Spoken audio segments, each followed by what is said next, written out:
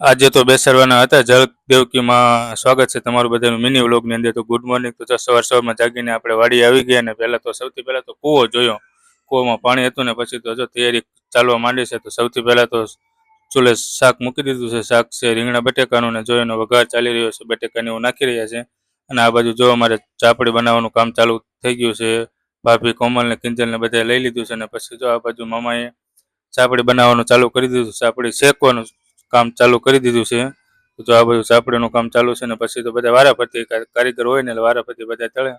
જો અમે પપ્પાના હાથમાં આવી ગયો છે તાવતો, એટલે જો અમે પપ્પાએ ચાલુ કરી દીધું છે ને પછી અમે આપણે ભાઈ જલદેવકીમાં બેસાડવાનું ચાલુ કરી દીધું. એકદમ કૂવાના કાંઠે જો સરસ મજાનું કામ છે ને ચાંદલા કંકુ બધું કરવાનું હોય ને હવન કરવાનું હોય, ધજા ચડાવવાની હોય. હા, તો બધા જો વારાફરતી ધજાને એવું ચડાવી દીધું, હવન કરી નાખ્યું ને જો બધા વારાફરતી પગે લાગે છે. એટલે જલદેવકી બે દીધા છે ને હવે તો જમવાનું કામ ચાલુ થઈ ગયું. જો આ બાજુ તો બધા બૈરા જમવા બેસી ગયા છે ને અમારે નવ્યાન મમ્મી ને અર્જુન ને બધા જો ખાતે જો મોજથી જમે છે. જો મને આપે છે પણ મારે તો ખાવું નથી. તો જો બધા જણ અને બૈરા બધા જમી લીધું ને છેલ્લે પછી આપણો વારો આવી ગયો, કારણ કે આપણે પેરસતા ને એવું કરતા હતા.